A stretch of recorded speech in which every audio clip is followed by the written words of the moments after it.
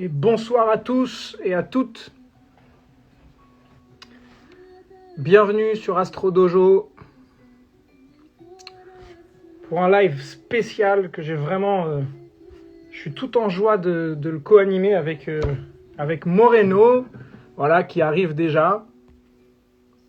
Donc je vais l'inviter comme ça. On va pouvoir commencer direct.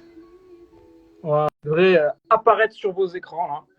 Dites-moi juste, s'il vous plaît, si le son est correct. Mettez-moi un petit emoji, ce que vous voulez. Un bonhomme qui danse, un pamplemousse, ce que vous voulez. Que le son est correct, la musique, etc., s'il vous plaît.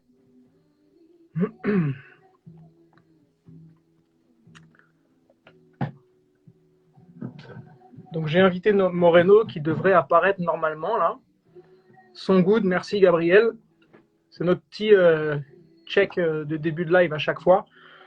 Prenez-vous un verre d'eau pour pouvoir passer un bon moment. Alors je vais réinviter Moreno.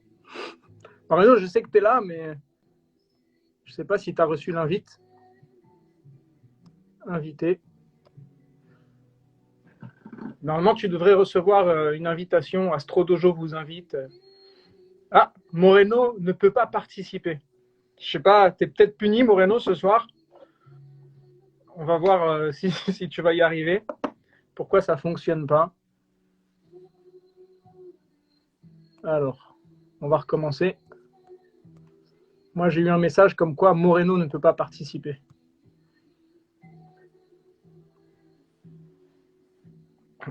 Ah, ça y est.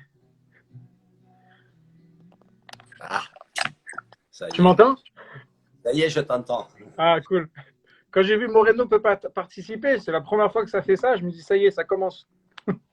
Oui, non, parce que le téléphone n'était pas, apparemment, il n'était pas paramétré pour ça. Ah, pour les lives et tout ça? Bon, ok. Est-ce que tu m'entends bien, Moreno? Oui, je t'entends super bien, moi. Le son, l'image, tout, nickel. C'est le temps que ça se stabilise au début. Juste les gens, les participants, mettez-nous un petit symbole pour nous dire que c'est OK, même à deux, s'il vous plaît. Comme ça, on va pouvoir commencer tranquillement. Voilà. Hop. Baisser. Je sais pas si... Désolé, je bouge un peu parce que je vais régler le téléphone. Vas-y, installe-toi, prends le temps.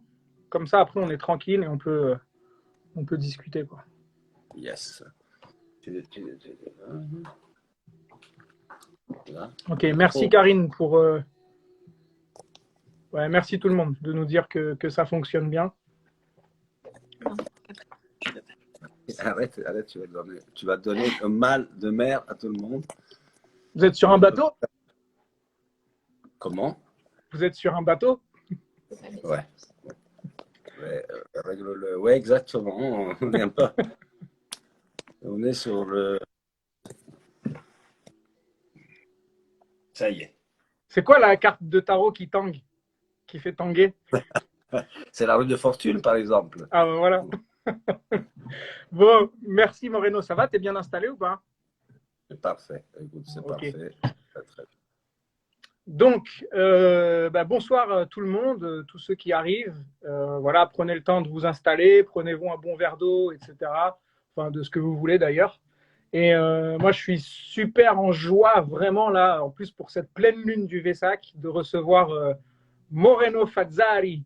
C'est un vrai honneur, Moreno. Merci de venir sur Astro Dojo pour nous parler voilà, de ta vision du tarot que moi, vraiment, j'apprécie particulièrement. Et donc déjà, merci de venir parmi nous pour nous partager tes connaissances poussées et sérieuses en ce qui concerne le tarot. Alors, je précise tarot de Marseille quand même. Oui. Tarot de Marseille, donc. Oui, absolument. Alors, d'abord, merci à toi de m'inviter parce que c'est vraiment un plaisir et un honneur. Donc, ça me fait vraiment plaisir d'être là avec toi, de partager avec toi et tous les gens qui peuvent me suivre. Donc, merci, un grand merci du cœur. Et oui, le tarot de Marseille, parce que on va dire, c'est l'original. C'est le tarot qui est resté anonyme et qui s'est transmis pendant des siècles à travers le peuple, parce qu'il a été, en fait, je dois me raconter une histoire, c'est que quand la Sainte Inquisition est arrivée, on a dû cacher la connaissance, on a dû cacher tout ce qui était relié au savoir. Donc, le tarot a été donné au peuple comme un jeu de hasard. Et le peuple, sans le savoir, il a transmis, comment dire, il a fait en sorte que ça ne se perde pas, hein, cette connaissance, mais il ne savait pas s'en servir parce que le tarot a été donné au peuple, mais sans les connaissances. Donc, pendant des siècles, on a essayé d'élucider ce mystère. Et bien sûr que l'inquiétude première de l'humanité, c'est se préoccuper du futur. Alors on s'est dit, le tarot, c'est un instrument pour dire le futur. Yes. Mais Ok. ce n'est pas. Ok. Alors j'ai hâte d'aller plus en profondeur. Juste, je fais une petite structuration pour les personnes qui sont présentes. Sincèrement, avec Moreno, on n'a rien préparé. Moi, j'aime pas préparer les choses en amont. Je préfère faire, voilà, comme ça nous vient et que ce soit un échange vivant et interactif. Donc, s'il y a des questions, gardez-les pour la fin. Peut-être qu'on prendra 5 minutes pour répondre aux questions, si on a le temps, parce qu'on a tellement de choses à partager. Et peut-être que vous pourrez nous contacter, soit en commentaire sous la vidéo pour le replay, pour poser vos questions, etc. Ou contacter Moreno ou moi par la suite, quoi. Mais en tout cas, gardez vos questions pour la fin, on verra déjà. Juste Moreno, si tu me le permets, je voudrais juste situer pourquoi je voulais faire ce live avec toi, comment on a été amené à se rencontrer aussi. Et parce que ici, beaucoup de monde me connaît via l'astrologie, mais il y a 15 ans de ça, j'avais commencé par le tarot de Marseille. Ça a été mon premier coup de cœur. Et un de mes autres coups de cœur, forcément, je l'avais appris via les travaux de Jodorowsky, du coup. Donc, s'il y en a qui ne connaissent pas, Moreno va très certainement nous en parler brièvement après. Et donc, j'ai énormément étudié, lu les livres d'Alejandro Jodorowsky. Et, euh, et puis, des années plus tard, l'astrologie est arrivée dans ma vie. Ça a été une révélation. Ça m'a vraiment permis. C'était l'outil symbolique que je voulais utiliser, en complément, pourquoi pas, du tarot. Et puis, on a une amie en commun avec Moreno qui nous disait à chaque fois, il faut que vous vous rencontriez, etc. Donc, ça a mis du temps. Ça a mis plusieurs années, je crois. Et finalement, on a pris contact ensemble il y a quelques mois. Ça a été vraiment le coup de cœur. L'énergie circulait super facilement. Et on a vraiment une façon semblable, en tout cas une perception de respect pour la tradition et la connaissance ésotérique et de ce que représente l'art du symbole. Et je pense vraiment qu'on peut parler d'art occulte. C'est pour ça que je mettais ça en intitulé, que c'est des arts. Et donc voilà pour mon histoire à travers ce live et comment je suis arrivé vers Moreno. Moreno, est-ce que tu veux déjà nous parler de toi un petit peu, ton parcours, comment tu en es arrivé là, etc. Oui, oui, oui. Alors, c'est toujours particulier de parler de soi parce que voilà, c'est un peu. Mais très simplement, très très jeune, j'étais interpellé par les signes de l'univers. J'étais sensible aux choses de l'univers. Je me disais qu'ici, c'était étrange d'être ici dans un corps incarné, et que voilà, je me posais beaucoup de questions. Donc, à un moment donné, j'ai commencé à chercher, à chercher. Et déjà, à 17 ans, je suis parti de l'Italie, parce que je suis italien, du sud de l'Italie. Je suis parti en train de chercher, je suivais les signes que je voyais. Et, et donc, je suis parti à la recherche de cette quête intérieure, parce que je voulais développer, je voulais d'abord me rencontrer, moi, savoir qui j'étais vraiment. Voilà, j'étais dans une quête spirituelle. Et au final, j'arrive en France quelques années après et je rencontre Jodorowsky par hasard. Ça a été suite à des rêves que j'ai faits. Et puis je rencontre ce monsieur vraiment, vraiment par hasard, suivant le signe. Et quand je tombe devant lui, il me dit des choses un peu particulières, un peu spéciales, et il me fait don d'un tarot. Il me fait don d'un tarot, et donc j'ai pris ça comme un signe aussi. Je me suis dit, bon, s'il me met les tarots dans les mains, c'est que je dois voir qu'est-ce que c'est cet objet. Donc je commence à l'étudier. Je dois faire une petite prémisse, c'est que j'avais une notion négative du tarot. Parce qu'on a la vision de Madame Irma qui te lit le futur, te fait des prédictions négatives ou pas, peu importe, mais cette vision du futur, à travers le tarot, ça ne m'intéressait pas du tout.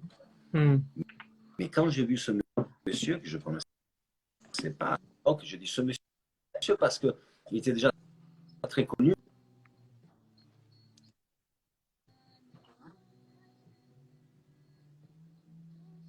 Ah, je crois qu'on a un petit bug.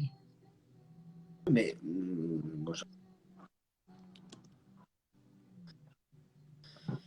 Attends, quand Moreno, j'ai je crois rencontré que ça bug un tout petit peu. lui et j'ai vu de quelle façon il fait cet instrument, je me suis dit, mais c'est quoi? Mais c'est ce truc? Mais comment il fait ça? Parce qu'il s'occupait de voir les personnes, mais pas de leur futur.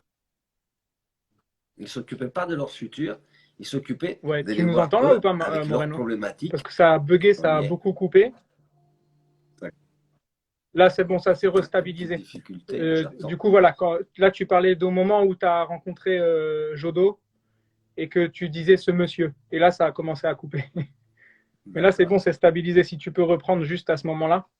Oui, donc je disais, j'ai rencontré ce monsieur qui m'a mis ses tarots dans les mains.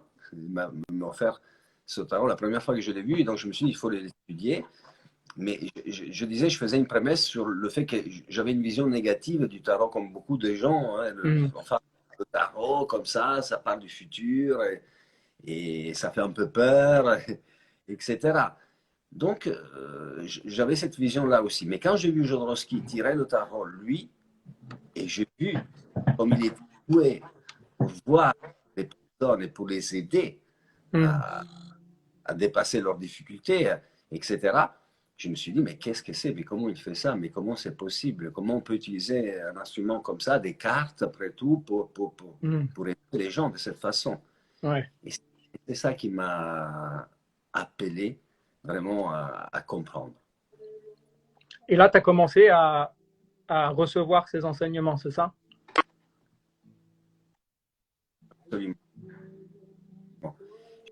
J'ai commencé à suivre ces enseignements. Alors, le hasard a bien fait parce que je me suis retrouvé à habiter en bas de l'endroit où il faisait les conférences tous les mercredis et il tirait tous les tarots juste là, en bas. Et donc, je commençais à le suivre et je ne sais pas comment, au final, je suis arrivé à être son élève et son disciple et son assistant. Un jour, il m'a appelé, lui, il m'a dit, il m'a proposé de travailler avec lui comme assistant. Mhm. Mais voilà, disons que le hasard a bien fait les choses. J'ai pu m'approcher de lui, devenir son élève, son disciple et apprendre de lui pendant que je l'ai près de lui. Mm. Et, Ok. et voilà. Est-ce que, parce que bon, voilà, nous, on connaît un peu on va dire le milieu de ces outils-là, etc. Mais il y a certainement des personnes qui connaissent pas qui est Jodorowsky. Est-ce que tu pourrais le définir avec tes mots ou en tout cas raconter un petit peu qui est cet homme? Oui. Alors, bah, vraiment, c'est un homme qui a une multitude de casquettes parce que il a tourné des films, il a réalisé des films, donc il est réalisateur. Il a écrit des pièces de théâtre, il a réalisé des pièces de théâtre, il a joué comme acteur aussi, euh, il est dessinateur, etc.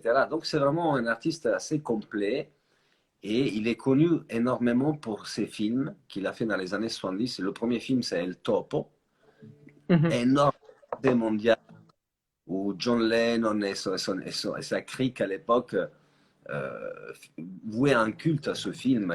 D'ailleurs, il y a une séance, la fameuse séance de minuit à New York, qui a été créée pour le film de Jodorowsky, pour Mm. El Toro. Voilà. Et ça n'existait pas avant la séance de minuit. Pourquoi? Parce que quand ils ont vu ce film, c'était un film tellement à part, un film tellement atypique qu'ils ne pouvaient pas le passer la journée avec les mamans qui allaient au cinéma avec leurs Mhm. enfants. Donc, ils ont dit, ben, il faut le montrer, ce film. Ils ont créé une séance à minuit, Mm. Ok. la fameuse de minuit. Voilà. Et pendant des mois, on a passé ce film pendant 3 mois, plus, je ne sais plus. Et chaque soir, il y avait John Lennon qui inaugurait le film. Il était sur la scène. À l'époque, il allumait un gros pétard, écoute, hein, c'était ça. Et, et il donnait le top départ pour le film, El Top. Voilà. Ok. Ok. Donc, réalisateur, mais surtout, il faut voir que Jodorowsky, c'est un grand mystique.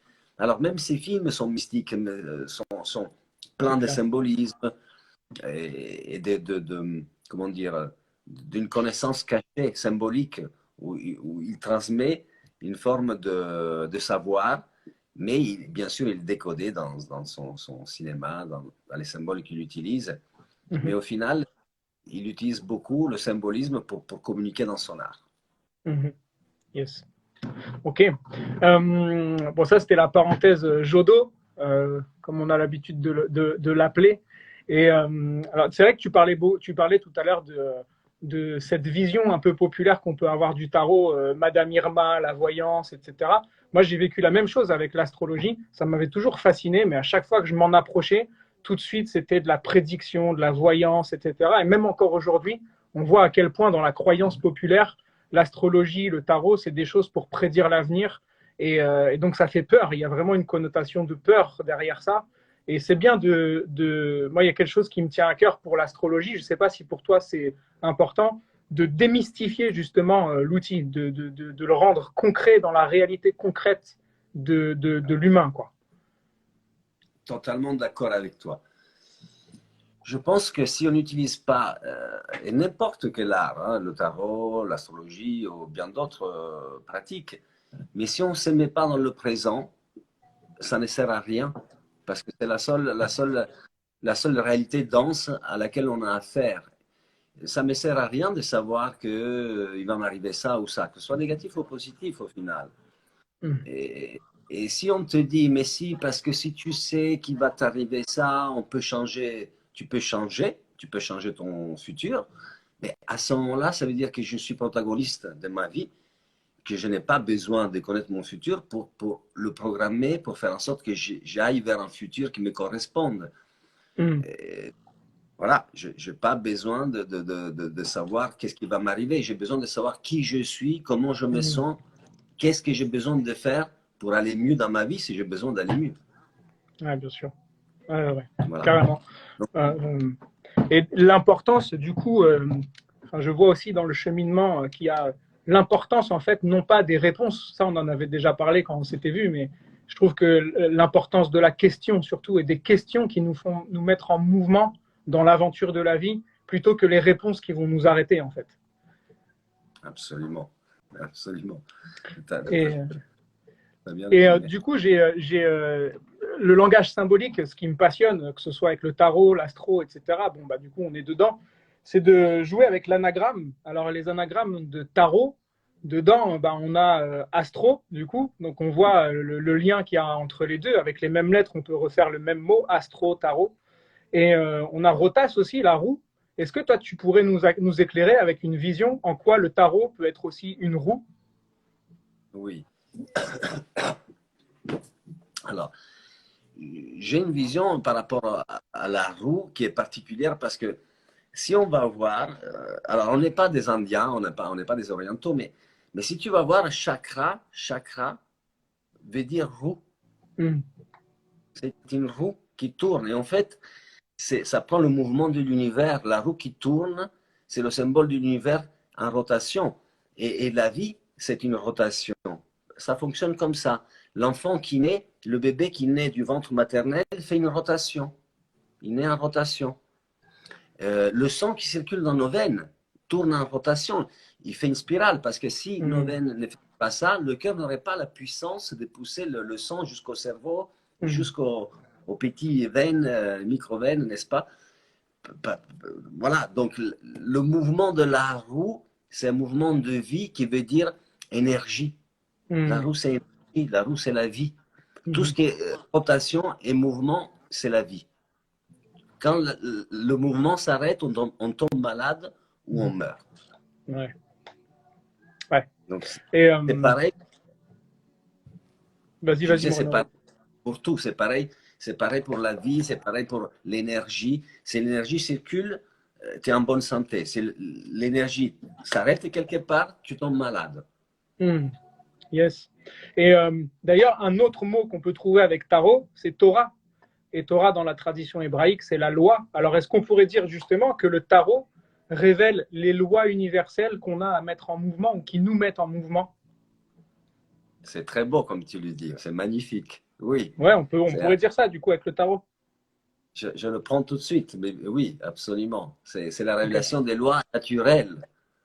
Personne, personne ne peut nous dire quelles sont les lois parce que c'est un autre humain qui te dit. Donc, il n'y a que ton cœur, que la loi qui est inscrite en toi. Les Mhm. lois sont inscrites en nous. Toutes les lois de l'univers, les lois de Mhm. la science, toutes les lois sont inscrites en nous. Ouais. Et il y a, du coup, il y a dans le langage hermétique, la tradition hermétique, etc., on dit souvent que le tarot, c'est le véritable livre de Thoth. C'est le livre que Thoth, Hermès, avait véritablement écrit et qui nous permet d'explorer les lois universelles. C'est quoi ta vision par rapport à ça? Je la partage parce que c'est à partir de là, c'est à partir de la connaissance de soi qu'on peut entrevoir toutes les lois. C'est vraiment ça. C'est vraiment ce que je te disais il y a 2 minutes, c'est que les lois sont inscrites en nous. Ils Mm. sont là. Donc, quand Einstein trouve la loi de la relativité, il ne la trouve pas à l'extérieur. Il le dit Mhm. lui-même, il le rêve. Il le fait un Mhm. rêve. Il le rêve. Quand tu sais, le tableau on appelle ça, des éléments, le tableau des éléments en Mhm. chimie, Ouais. bien. Mais le gars qui a, j'oublie son nom, mais Ouais, moi aussi, la ça me première revient pas. Mhm. qui a sorti ça, il a rêvé le tableau comme il était, comme il est. Il l'a Donc, rêvé. il l'a rêvé. Ah ouais, ça, je savais pas. Ok. Oui, absolument, il l'a rêvé. Et si tu vas faire des recherches, tu verras qu'il y a d'autres personnes sur cette planète qui rêvent du tableau sans le connaître, ils le rêvent tel qu'il est. Parce qu'il est comme ça inscrit dans notre inconscient. Mm. Ouais. Ouais, on a, du coup, tu pourrais dire que on a accès à cette mémoire collective. Et du coup, est-ce que et, j'ai pu voir aussi avec le langage astrologique que le contact avec les symboles, au-delà de ce que mon intellect peut percevoir, le contact avec les symboles ouvre à des champs d'information auxquels on n'aurait pas accès sans les symboles. Est-ce que toi, tu as pu ressentir ça avec tes années de pratique de contact avec les symboles du tarot, que ça t'ouvrait à des champs d'information vaste? Tout à fait. Et non seulement vaste, mais au-delà de l'espace et du temps. Parce que il y a des symboles qui sont venus me parler à un moment donné de Mm, ma vie où je ne les comprenais pas encore. Je ne mm, comprenais pas. J'ai mis parfois des années à comprendre quelque chose que j'ai reçu de façon symbolique dans ma vie, un ouais. message symbolique. Et quand j'ai fait le parcours, que j'ai pris véritablement conscience de ce que c'était, alors là, je voyais le message et je le comprenais vraiment. Mhm, Enfin, j'avais la réponse au message. mhm. Yes, Voilà. ok. Ouais, Le symbole agit en nous au-delà de l'espace-temps bien et, sûr. et- et tu peux avoir une connexion des années après avec ce symbole-là, avec ce message, au moment où tu l'intègres réellement. Mais il t'a parlé, il a commencé à te parler, à te guider sur la Mm, voie de ton chemin, tu vois. Il t'a mis sur la voie et sans te rendre compte, en cherchant peut-être sa signification, en l'ayant présent, en te souvenant de lui, il agit en toi. mm, Combien de on se rappelle de quelque chose dans notre vie. Parfois, c'est une phrase qui n'a pas de sens, mhm, dite par mon père, qu'est-ce que j'en sais. Mais on se rappelle cette phrase ou ce petit événement, on a un souvenir, mais on ne sait pas pourquoi. Mais parce que l'inconscient, lui, il le sait, il y a un message là-dedans. Par exemple, je fais un exemple concret. Je me rappelle d'une phrase que mon père a dit une fois dans sa vie. Une mhm, fois. D'accord. Et quand il a dit, elle m'a marqué. Et des années après, je découvre que cette phrase était reliée à moi, à ma naissance et à un secret qu'il y avait derrière moi. ah Voilà. ouais. Mais la phrase, on ne pouvait pas la deviner, c'était une phrase commune. Mais cette phrase commune, à ce moment-là, dite par mon père, a résonné dans mon inconscient comme quelque chose qui n'était pas juste une phrase. Mm, ok. Et c'était ça. Wow. Et est-ce que du coup, tu as pu voir avec les arcanes, donc on va parler des arcanes après là, mais par exemple, si je me penche sur un thème astral de naissance, qui est quelque chose de figé en fait, au moment où on le regarde, il est figé, une configuration par exemple entre deux planètes et un signe, bon bah moi j'ai mon thème à moi par exemple sous les yeux depuis 12 ans maintenant, et encore aujourd'hui, parfois je reviens sur mon thème et d'un coup, il y a quelque chose qui surgit à ma conscience, alors que les symboles sont là depuis 12 ans que je les côtoie maintenant. Et, Oui. et pourtant, il y a 5 ans, il y a 8 ans, je n'avais pas accès à cette information. Donc, est-ce que pour toi, les arcanes, elles t'ont enseigné des choses ou elles continuent à t'enseigner aujourd'hui dans des champs plus vastes de connaissances encore? Oui. Oui, parce que tu vois, c'est ça la beauté d'un symbole. Le symbole, il est vivant. Il évolue avec toi. Si tu lis un mot, ce mot-là, maison, le mot maison voudra dire toujours maison. Bien sûr que après c'est ta conception de la maison en toi qui va jouer, parce que le mot maison, c'est le mot maison. Et ton expérience individuelle va faire que la maison va être grande, petite, etc. Non? Bon, ok, mais le symbole, il agit en nous de façon, lui-même, il évolue parce que nous-mêmes, nous évoluons avec le temps. Et le symbole, il s'adapte à notre état de conscience. Il est Mhm. capable d'apporter un message quand tu as 5 ans, quand tu en as 10, quand tu en as 20 ou quand tu en as 100. Tu Ouais, comprends? ouais, ouais. Il est vivant, il a plusieurs niveaux de lecture. Donc, selon notre niveau de savoir, de connaissance et de conscience, on peut lire un symbole jusqu'à un certain niveau. Voilà. Mais plus on a des niveaux et plus on a des consciences et plus on peut lire le symbole plus profondément à des niveaux plus vastes, plus grands. Mhm. Donc, quand tu lis ton symbole des années après, que tu remarques qu'il y a quelque chose qui t'avait pas vu dans le symbole, c'est ta conscience qui a évolué, mais le Mhm. symbole qui a évolué quelque part parce Mhm. qu'il n'est pas figé. Il te permet d'avoir une vision multi, Mhm. multilatérale de plusieurs points de vue. C'est Ouais. ça la beauté Ouais, du c'est message. fascinant. C'est vrai que c'est fascinant. Ouais, ouais, c'est clair. Et tout à l'heure, tu as dit quelque chose aussi de très fascinant, que le jeu du tarot de Marseille, c'est devenu un jeu populaire qui a permis, en fait, de diffuser la connaissance et sans que le peuple, en fait, sache qu'il détient dans ses poches tous les jours, en fait, avec ce jeu, ou les jeux, parce que parmi ces jeux, en fait, il y a le jeu de dames, le jeu de loi, le jeu des petits chevaux, les jeux des échecs. Et en fait, tous ces jeux-là, quand on commence à s'intéresser à l'alchimie, au tarot, à l'astrologie, on se rend compte qu'il y a des messages qui sont cachés derrière pique, cœur, trèfle, carreau. Ça parle vraiment de symboles très forts. Et que toute la connaissance est cachée dans ces jeux populaires. Et je trouve ça génial que ça a été fait dans la joie. Parce que le jeu, c'est de la joie. Donc ça veut dire que la connaissance, au-delà d'être quelque chose de sérieux, de grave, etc., en fait, il y a aussi une connotation avec la joie du jeu. Oui. Alors, c'est très bien. Il y a la joie du jeu, comme tu dis, c'est la joie d'être en vie en réalité. Et la joie, tu sais, quand on ressent la joie dans notre corps, c'est le corps qui remercie la vie. Hmm.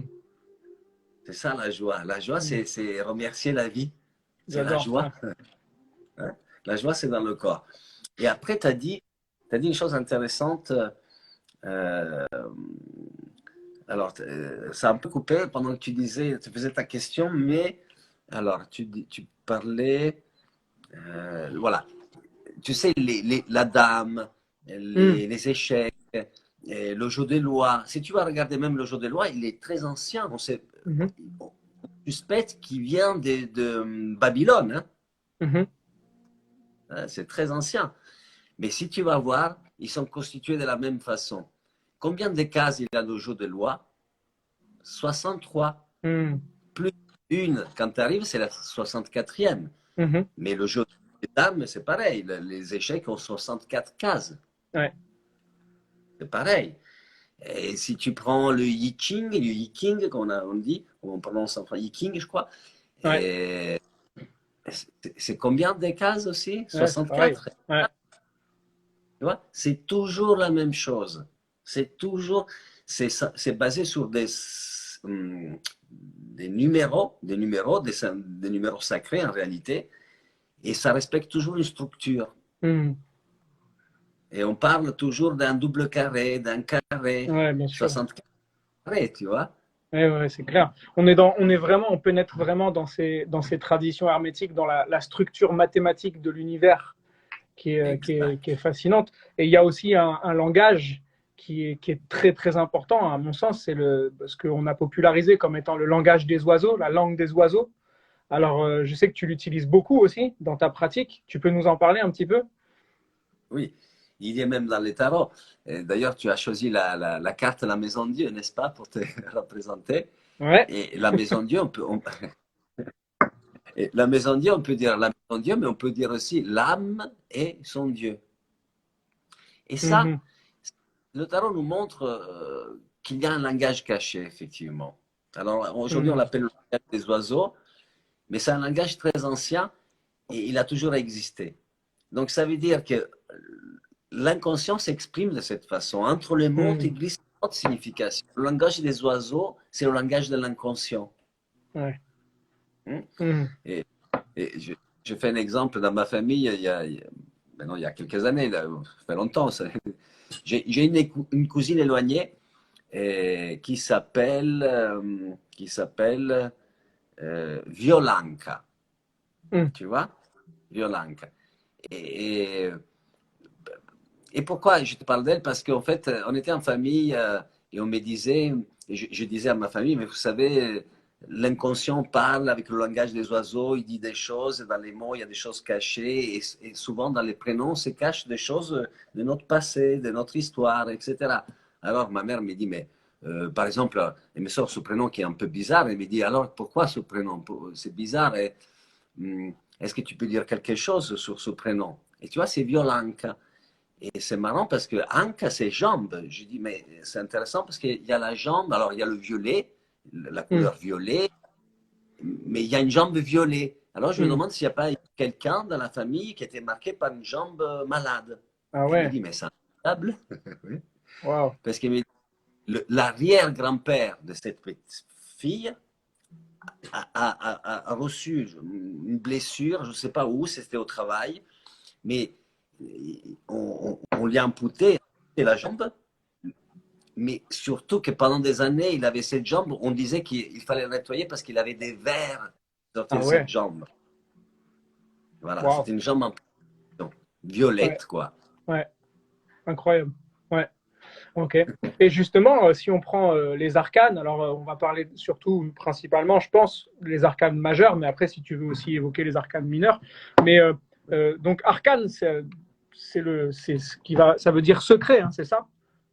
Mystère, Mystère, secret, secret. et Comment caché. toi tu les utilises dans ton travail avec le tarot quand tu es avec une personne pour une consultation ou une séance? Comment tu mets en mouvement les arcanes? C'est ta façon de faire à toi. C'est quoi ta couleur à toi? Comment tu les utilises? Toujours, je les utilise comme un test psychologique pour voir la personne, comprendre qui elle est, comment elle fonctionne. Et ensuite aussi comme un instrument pour pouvoir se repérer et aller voir dans l'inconscient qu'est-ce qui se cache vraiment, parce qu'on ne va pas utiliser le tarot comme un instrument du futur, pas du tout.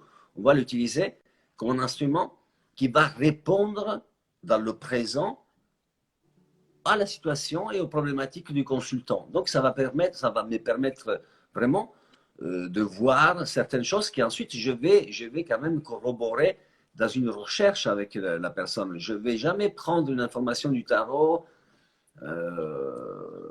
Voilà, je veux dire, il faut la confirmer. C'est pas le tarot qui va non plus me dire, voilà, il y a ça, et la personne elle me dit, mais non, moi je ne ressens pas d'avoir vécu ce problème-là.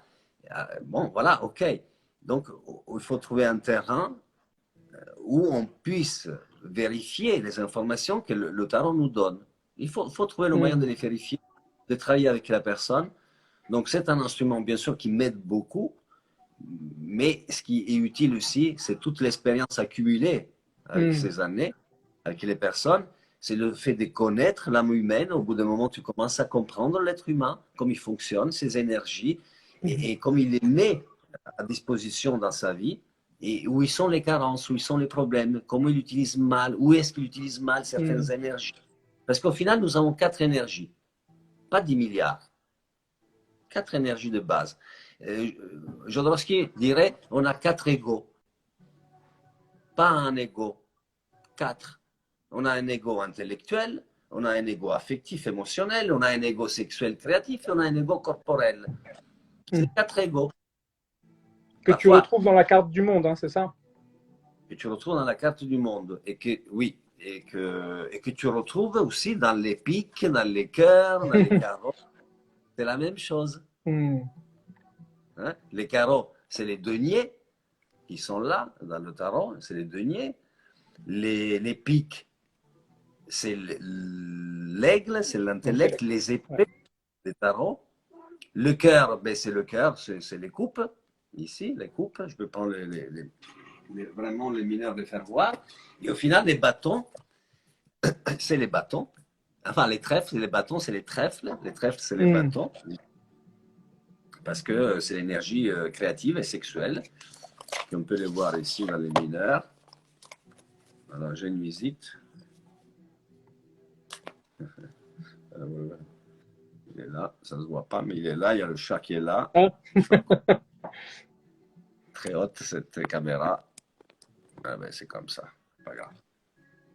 Et voilà, donc voilà les symboles qui correspondent Ok. denier, épée et bâton, Hmm. qui sont les quatre énergies des cartes de poker. Hein, en fait, les piques et les carreaux, c'est la même chose. Il faut savoir que toutes les cartes du monde, toutes les cartes de la planète, jusqu'au Pokémon et plus, ont été copiées du tarot de Marseille. Ah ouais. Oui. Il n'y aurait pas de cartes s'il n'y avait pas eu de tarot de Marseille, parce que, enfin, il aurait dû y avoir d'autres choses, d'autres jeux, mais tous les jeux de cartes viennent du tarot de Marseille. Tiens, alors d'ailleurs, Moreno, si on faisait l'anagramme de cartes, on tomberait sur le chiffre 4. Est-ce que tu peux Ah, nous donner une symbolique? Pourquoi le tarot est assimilé au 4? oui. Alors, quand Don Juan de Castaneda, dans les livres de Castaneda, demande à Don Juan combien de types d'hommes il y a, Don Juan Hmm. répond 4. Et Don Juan, enfin, et Castaneda est surpris parce qu'il dit, mais comment 4? Il y a 10 milliards d'hommes sur la planète, il y a que 4 types d'hommes? Il dit oui. Alors, je reviens sur ton 4. C'est parce qu'il y a 4 possibilités pour. Et souvent, il y a, les personnes sont identifiées à une de ces énergies. Hmm. Par exemple, il y a une personne identifiée au cœur. Voilà. La sympathie, l'antipathie, hein, je le sens bien, je le sens pas, etc. C'est le cœur, tu vois. Il y a d'autres personnes qui sont basées sur l'intérêt, sur le denier. C'est le corps, c'est ce qui brille, les marques, les intérêts. J'ai des relations intéressées. Ce qui m'intéresse à moi, de toute façon, c'est la réalité, c'est la Hmm. matière, c'est gagner de l'argent, c'est avoir une maison, sans être vénal, hein, attention, je ne parle pas forcément de vénalité, mais voilà, on est dans le centre matériel. Ici, je suis dans le centre intellectuel. Pour moi, ce qui est Hmm. important, c'est bien parler, les études, hein, Hmm. bien, bien paraître, etc. Donc, c'est une autre centre. C'est clair. Ou alors, je suis productif. Je suis dans le pouvoir, dans la passion, tout est passionnel, et je dois plaire, etc. C'est quatre centres. Tu vois, Hmm. je mets très rapide, mais je peux me situer dans le cœur, dans la tête, ou alors dans deux centres aussi. Je peux Ouais. être dans la tête et le corps, et le Hmm. denier. Mais Ouais. ces quatre énergies qui normalement sont à disposition, et ça on ne le dit jamais assez, des lettres essentielles qui se trouvent au centre, parce qu'on a quatre, et on oublie toujours la cinquième essence, le cinquième élément. Ouais, ouais. La quintessence, ouais. La quintessence. Mais à la quintessence, on n'y arrive pas si tu n'as pas équilibré tes Hmm. quatre énergies. Ouais. Il faut équilibrer tes quatre énergies. C'est fou, hein, Les cette aligner. structure-là, on la retrouve vraiment partout, hein. Même en astrologie, dans la roue du zodiaque, on a bien 4 séries de 3 signes à chaque fois, donc 3 fois 4, 12, et on a la structure des 4 éléments, eau, feu, terre, air, que je pourrais totalement classifier dans ce que tu as offert là. Et on la retrouve, cette symbolique, partout. J'avais un enseignant d'astrologie qui m'avait donné aussi la correspondance, on va dire, des catégories sociales qu'on pouvait retrouver à travers pique, cœur, trèfle, carreau. Et il me disait, le pique, c'est la caste des guerriers, donc les épées, etc. Le carreau, c'était les bâtisseurs, c'est ceux qui construisent les bâtiments, etc. Et il me disait quoi? Le cœur, c'était les poètes, c'était les artistes. Et ouais. Et il me manque quoi? Il me manque le trèfle, et ben les paysans. C'était les paysans, les agriculteurs. Donc tu vois, c'est fascinant. On a l'enseignement de la conscience humaine à travers toutes ces structures-là, quoi. C'est ouais. C'est archétypal. À nouveau, c'est un symbole. Tu Hmm. sais, un symbole, c'est un symbole quand tu le places dans un espace. Ouais. Si il n'est pas placé dans un espace, ce n'est pas un symbole. Hmm. Donc, tu Ouais. vois, si tu le prends, le carreau, et tu le mets, oui, dans la connaissance populaire, oui, le carreau, ça va être la matière, qu'est-ce que tu as Mhm. dit, l'argent, Ouais, c'est les et puis, bâtisseurs, etc., quoi. bâtisseurs, Ouais. voilà, voilà, les bâtisseurs, et c'est le denier. Tu as dit, c'est fou parce que pour les bâtons, tu as dit les contadini, les Les paysans, c'est ça, ouais. Le trèfle, le bâton, ouais, c'est ça. voilà. Et qu'est-ce qu'il fait? Ça, c'est la nature, c'est le Hmm. bâton. Dans les énergies, c'est la seule des énergies qui est naturelle. Qui est naturel, ouais. Oui, parce que les autres sont soit forgés, Ouais. soit euh, façonnés, soit poinçonnés, alors que lui, c'est naturel. Le bâton, il est naturel. Et le Hmm. bâton, on te le donne, on te le transmet comme il est. Hmm. Donc, ton énergie créative et sexuelle, c'est celle du départ. Il faut la voir, il faut la reconnaître, il faut voir qu'est-ce qu'on t'a donné, qu'est-ce qu'on t'a transmis. Ça, c'est très Ouais. important. Voilà, Et mais d'ailleurs, oui, il y a quelque chose aussi que je trouve vraiment fascinant. Je sais que tu l'utilises beaucoup aussi. C'est pour garder le mouvement, pour pas avoir que ce soit une séance astrologie ou une séance de tarot, pour pas avoir quelque chose de figé. Je sais que Jodo avait mis en place ce qu'il appelait les rituels de psychomagie.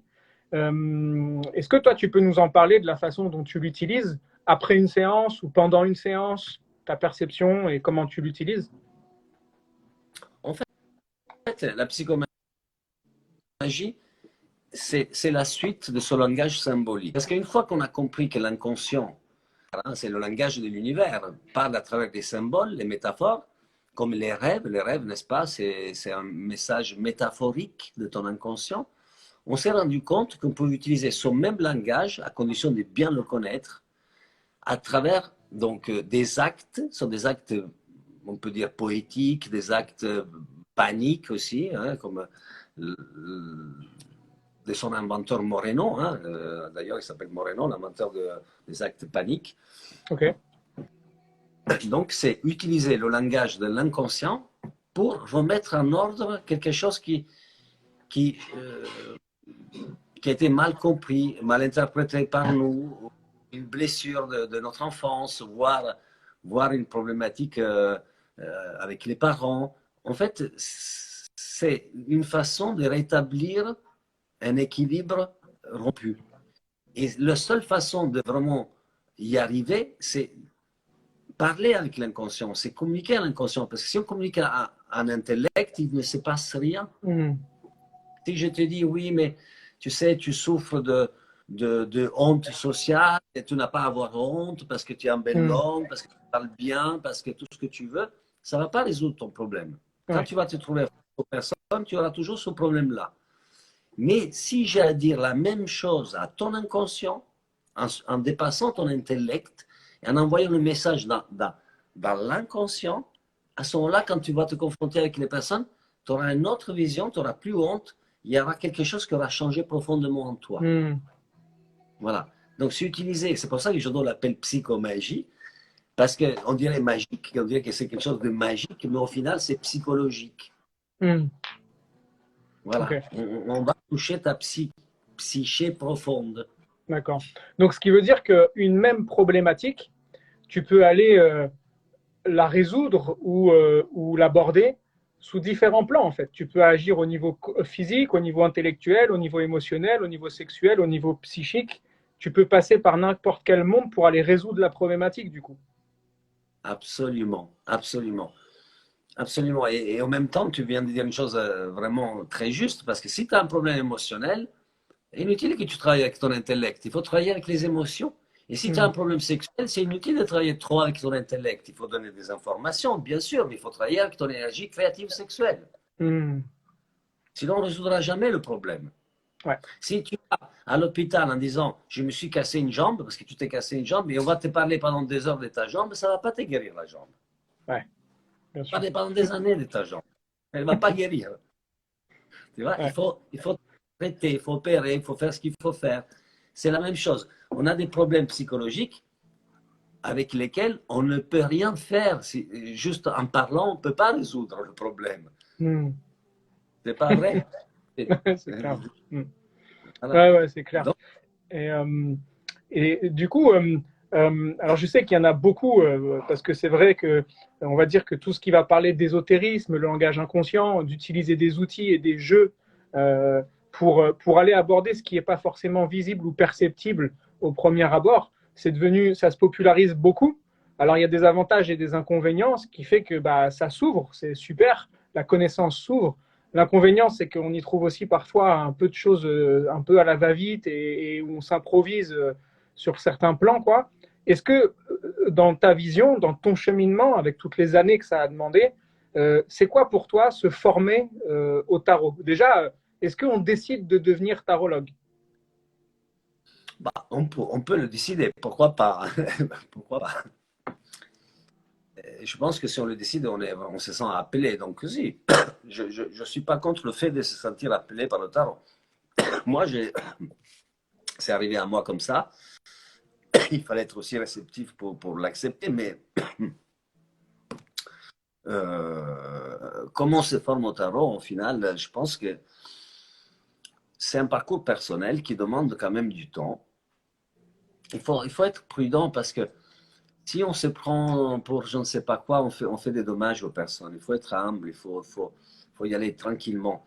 Alors, quand j'ai eu le tarot, j'ai commencé tout de suite à essayer de comprendre et de l'utiliser. Mais il m'a fallu du temps pour apprendre. Donc, quel conseil donner dans ces cas-ci? Ben, c'est quelque chose qui se fait avec le temps, qui se fait Mm. doucement. Ça vient pas d'un coup, c'est normal. C'est un outil qu'on travaille toute la vie. Je ne l'abandonnerai jamais. Toujours, je continue à l'étudier, à essayer d'aller plus loin dans cette compréhension de cet instrument formidable qui est le tarot. Donc, je ne sais pas si je réponds à ta question, et si, Mhm. mais alors on peut être appelé, on peut le choisir, le tarot, pourquoi pas. Je pense que même si on le choisit, c'est quelque chose qui est spécial et qui rentre dans notre vie pour une raison. Mm. Sinon, on ne choisirait pas. Mm. C'est pas possible. En réalité, si on regarde l'inconscient, on choisit rien. Tout se fait comme ça, par l'inconscient. Et, et il faut aller doucement. C'est vrai qu'il y a des gens qui s'improvisent tarologues, psychomagiciens, je ne sais pas quoi, qui donnent des choses à faire, des actes. Il faut maîtriser. Mhm. Mes amis, il faut maîtriser. Je ne vais pas conduire un avion, non. Si je ne sais pas le conduire avec de 300 passagers, dis oui, moi je remplace le pilote, non. C'est pas C'est clair, possible. Voilà. Donc c'est pareil pour tout dans la vie. Même bien sûr. pour faire du pain, je ne vais pas me mettre à vendre du pain si je ne sais pas faire du pain, mes amis. Mm. Donc, Oui, il puis faut savoir. il y a certainement l'âme aussi, parce qu'il y a le tarot, mais il y a le tarologue aussi. Il y a l'astrologie, mais il y a l'astrologue. Et mon enseignant d'astrologie, qui a un certain âge, à un moment, j'avais tellement soif d'apprendre que. Et je ne faisais pas de consultation à cette époque-là, et j'osais pas encore me lancer. Et il m'a dit quelque chose qui a vraiment changé ma vie. Il m'a dit, écoute, Johan, t'auras beau lire tous les livres que tu veux, venir me voir chez moi autant que tu veux. C'est pas ça qui va t'apprendre l'astrologie. Ce qui va t'apprendre l'astrologie, c'est les autres à qui tu vas faire des séances. C'est eux qui vont t'apprendre. Il faut que tu te confrontes aux problématiques humaines, que tu vives plein d'expériences dans ta vie parce que tes expériences développent ta sensibilité. Et au plus tu seras riche d'expériences et d'exploration de vie, au plus ton travail d'astrologue sera riche aussi. Et j'ai trouvé que c'était très très juste. Ça a vraiment changé ma vie, quoi. C'est exactement la même chose. Jodorowsky m'a dit la même chose. Il dit, si tu veux apprendre le tarot, il faut faire les tarots. Il faut aller dans le monde et tirer les tarots. C'est ce que j'ai fait. C'est pour ça que je me suis mis à tirer. Maintenant, ça a fermé.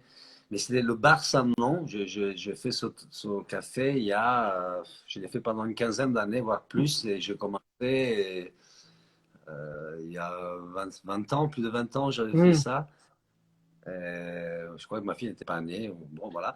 Mais il a dit, il faut aller tirer les tarots aux personnes. Si tu veux apprendre le tarot, à un moment donné, il faut pratiquer. Donc d'abord, je me suis mis à pratiquer. Et après, il a dit, si tu veux aller plus loin maintenant, il faut que tu l'enseignes. Tu vois? Hmm. C'est incroyable. Et Ouais. c'est vrai, quand je me suis enseigné,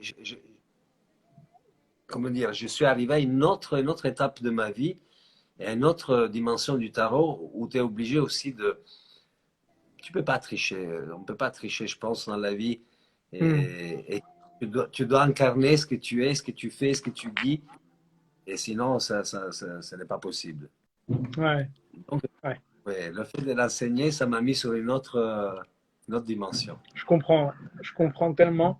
Et bah ça, je vois qu'il y a quelque chose. Bah, de toute façon, je pense que c'est toutes ces traditions, toutes les traditions à transmission orale. Moi, je viens du milieu des arts martiaux à la base. J'ai commencé petit et je vois à quel point il y a des correspondances magnifiques dans la transmission orale, dans le caractère initiatique aussi. Et bon, franchement, c'est tellement passionnant que je pourrais parler des heures comme ça avec toi, Moreno. Mais est-ce que aujourd'hui c'est une pleine lune qui est jour de pleine lune qui est très importante. Je crois que c'est la pleine lune que je préfère dans l'année, qui est engageante. C'est la pleine lune en Scorpion, la pleine lune qu'on appelle du Vesak, qui est très en lien avec l'énergie de la mort, avec l'énergie du diable, je pense, dans le tarot, entre autres. Est-ce que tu serais d'accord pour nous faire un petit tirage de pleine lune là, pour nous donner, je Avec ne sais grand, pas, est-ce qu'on pourrait poser une question quels sont les enseignements pour cette pleine lune, par exemple? avec grand plaisir. Merci, Oui, Moreno. je le fais moi, tu le fais toi. Ah Je non, le fais vas-y, moi, vas-y. j'imagine. Est-ce qu'en même temps, tu peux nous expliquer, comme ça, tout le monde va comprendre comment tu travailles, la structure que tu vas utiliser pour faire ce tirage, etc. Oui. Alors, j'utilise toujours une structure très très simple parce que, on va dire qu'elle est simple et complexe à la fois. J'utilise souvent trois cartes au départ. Qu'est trois cartes? Pas plus. Mais ces trois cartes vont parler à plusieurs niveaux parce que on peut parler de l'inconscient, donc on peut parler d'un être humain, de son inconscient, on va parler de sa maman, de son papa, de lui, on va parler de sa naissance, on va parler, voilà.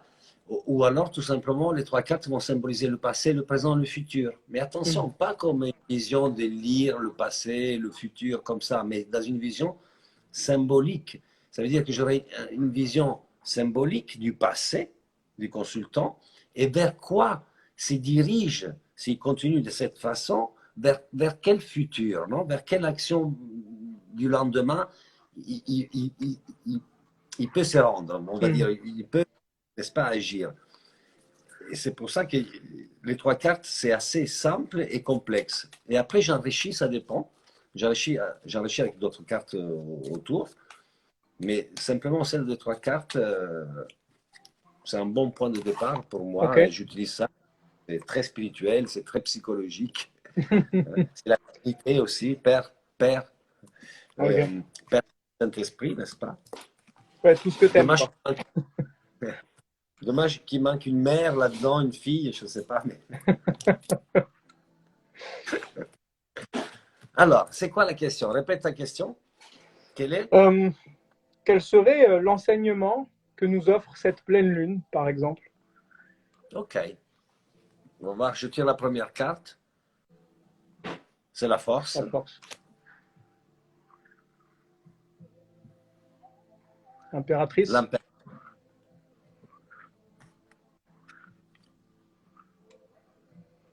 Et Et la la roue roue de de fortune. fortune. Wow. OK. Je ramasse. Ah, regarde la carte qui est en dessous quand même. Ah, la lune. Magnifique. Hein, on est dedans. Je dis, est-ce qu'elle va sortir quelque part? Ouais, Elle est ouais, ouais. sortie là. Bien. Alors, écoute, la force, c'est vraiment la force créative, la force sexuelle, la force de vie dans les tarots.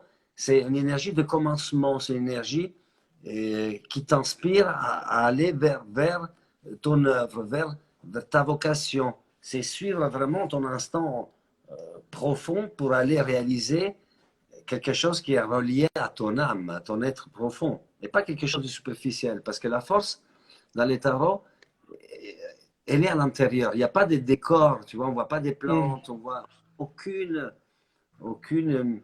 comment dire, aucun objet de la vie extérieure. De la vie. Ouais. Donc la force, c'est la force intérieure. Cette lune nous appelle à faire, comment dire, à nous baser, à nous appuyer, voilà, nous appuyer sur notre force intérieure, sur notre force créative.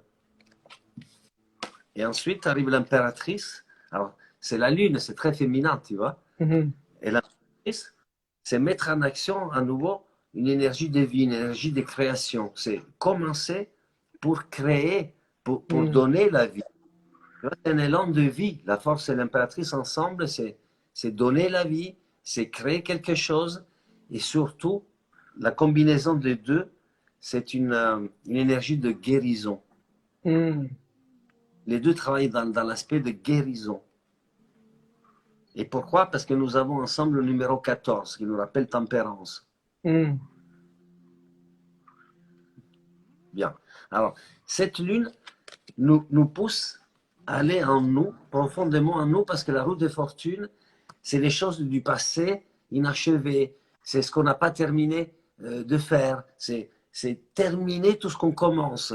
Cette lune nous pousse à aller voir qu'est-ce qu'on a laissé en suspens, quelle est notre partie créative et énergétique qu'on n'a pas mis en action parce qu'elle demande d'être utilisée, et qu'est-ce qu'on a terminé, ou qu'est-ce qu'on devrait aussi terminer de notre vie, quel chapitre on devrait fermer, quel autre chapitre on devrait ouvrir. Voilà, il nous met dans une forme de présent pour décider qu'est-ce qu'on doit réaliser d'important aujourd'hui dans notre vie, quelle énergie utiliser. Wow. C'est puissant. Moi, j'y vois plein d'interactions et de concordances vibratoires avec la pleine lune du moment, parce que l'axe du soleil et de la lune, c'est taureau-scorpion. Et donc, c'est une complémentarité entre les deux, entre l'énergie manifestée dans la matière qui va demander à être maintenue et celle du scorpion qui parle de la dissolution. Alors, qu'est-ce que je décide de maintenir dans ma vie en tant qu'expérience, dans mes relations, et qu'est-ce que je décide de laisser se transformer et de laisser aller à la symbolique de la mort, en fait. Et les deux en interaction, quand ils se mélangent subtilement, ça donne une explosion de créativité. Incroyable. C'est fou, hein, la correspondance vibratoire, elle est... Ouais, magnifique. C'est incroyable, parce que moi, je ne m'y attendais pas du tout. Merci en tout cas, Moreno. Merci, c'est un beau cadeau que tu nous as fait là pour ce soir. Je pense que les présents et les présentes vont être bien contents d'avoir eu l'enseignement. Et bon, Moreno, ah oui, il y a une question que j'ai oublié de te poser quand même, parce que je pense qu'elle est importante. Aujourd'hui, il y a beaucoup de tarots, alors même qui s'inspirent du tarot de Marseille et qui sont réédités avec des dessins différents, avec des symboles différents, etc. Je ne vais pas citer de noms, il y en a plein, mais est-ce qu'il y a un tarot spécifique que tu recommandes, toi, ou est-ce que pour toi, chacun doit avoir les symboles qui lui parlent à lui? Bah, alors, on peut utiliser un tarot qui nous parle à nous symboliquement, bien sûr. Mais parce que je suis plutôt un puriste, je dirais que j'étudierais le tarot de Marseille restauré. Moi, personnellement, je pourrais le restaurer parce qu'il y a un énorme travail qui a été fait par Jodorowsky et Camois ensemble. C'est ce tarot-là, restauré de Marseille. Et je te fais voir quelque chose, je pense que ça va intéresser certaines personnes, en tout cas par rapport au tarot. Et je vais te montrer par exemple la carte du diable restaurée de Jodot. Ouais. Je vais te montrer la carte du diable de Grimaud, donc l'ancienne version, la version précédente.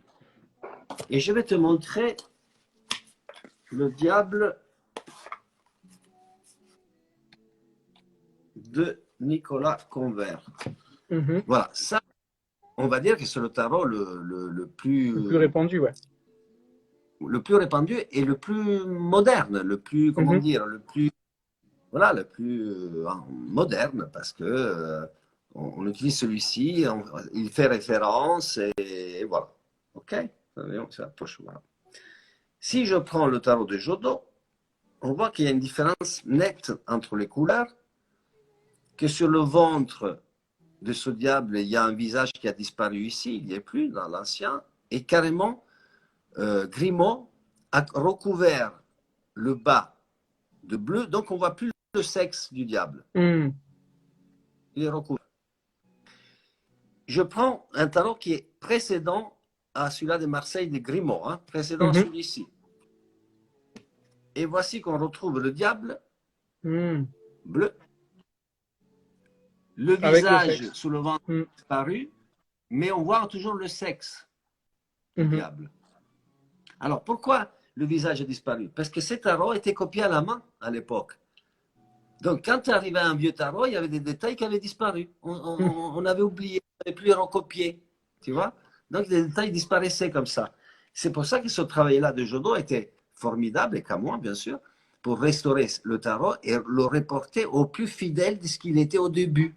Donc, ils sont partis à la recherche des anciennes représentations, etc. Ça a dû être un travail incroyable de fouiller, de trouver. Absolument.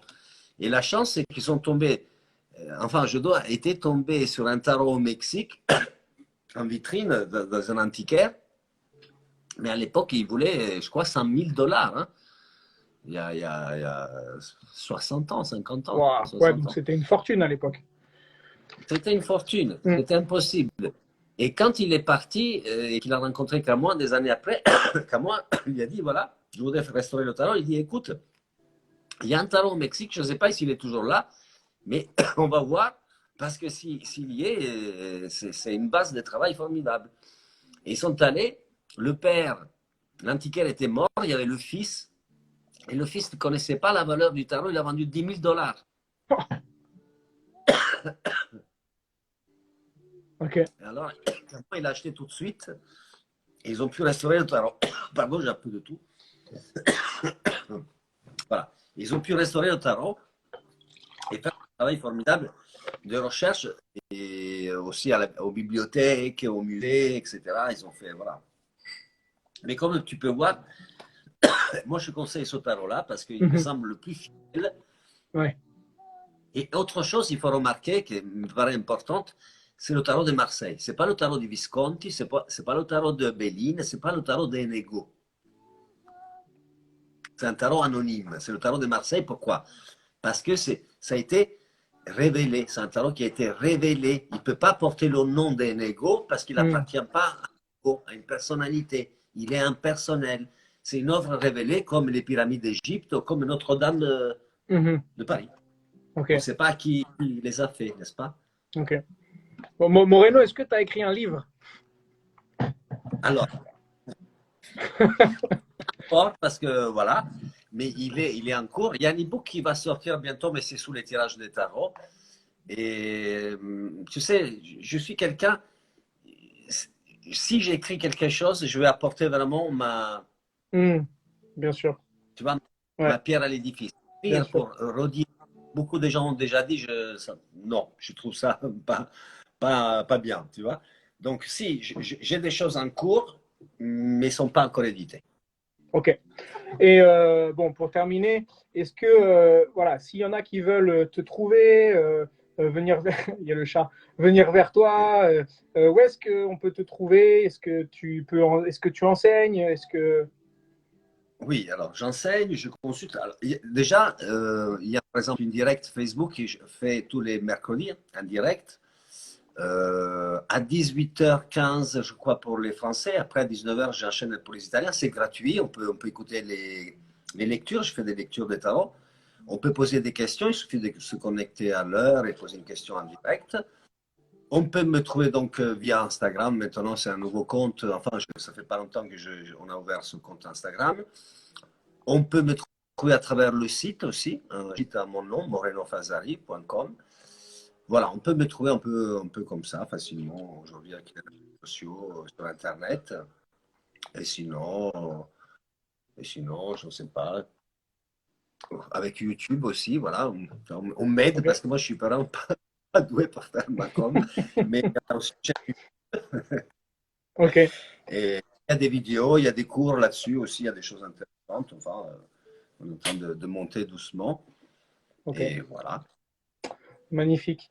Bon, je suis désolé, je peux pas rester plus parce que j'anime une soirée pleine lune dans 20 minutes Après, et il faut que je prépare tout. Franchement, je serais resté encore très longtemps parler avec toi, Moreno. Donc, j'invite, je suis désolé, ceux qui ont participé au live, peut-être que vous avez des questions, etc. Eh ben, profitez-en pour rentrer en contact avec Moreno ou pour dynamiser justement la vidéo en mettant vos questions en commentaire, ou etc. Mais voilà, en tout cas, on aura l'occasion, je pense, de refaire des choses ensemble. Moreno, avec merci plaisir. infiniment pour ce live. Vraiment, c'était passionnant. J'ai adoré. Merci pour ton Merci à travail que je trouve magnifique parce que tu fais partie, je trouve, de ces rares personnes qui préservent l'intelligence du tarot. Voilà. Merci, merci beaucoup. Tu sais, c'est vraiment réciproque parce qu'il n'y a vraiment pas beaucoup de personnes qui font la même chose avec l'astrologie. Et voilà, c'est important de rester dans une recherche Mm, éthique et de présenter les choses telles qu'elles sont et pas, tu vas les bien mystifier, sûr, faire des choses. bien Voilà, sûr. ça, Ouais. j'aime pas du tout. J'apprécie beaucoup ton travail. Je t'ai découvert grâce à cette amie commune et j'ai vraiment tout de suite senti qu'il y avait quelque chose, tu vois, Mm, de commun, une façon de travailler, de voir un peu l'holistique, n'est-ce pas, de voir mhm. le mysticisme et pas se perdre dans des choses obscures et Ouais, incompréhensibles. C'est ouais, important c'est de clair. démystifier et de montrer ce que c'est vraiment ce travail-là avec l'inconscient, avec les symboles. Et Ouais. voilà. Donc, un grand merci à toi, Johan. Vraiment, grand, grand merci. Merci Moreno, merci beaucoup pour tes mots et on se tient au courant. Alors je vois qu'il y a des questions qui me demandent si c'est en replay. Oui, ça va tout de suite être mis en replay. Moi, je vais télécharger la vidéo, l'envoyer à Moreno pour qu'il puisse le diffuser sur ses réseaux à lui aussi.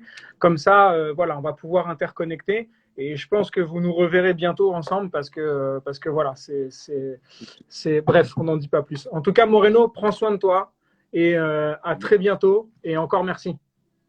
Merci beaucoup. Merci à toi, Johan. Merci à tous ceux qui ont écouté. Et voilà, et on peut se retrouver bientôt sur les réseaux. Carrément. Voilà. Allez, belle soirée à tous. Ciao, ciao.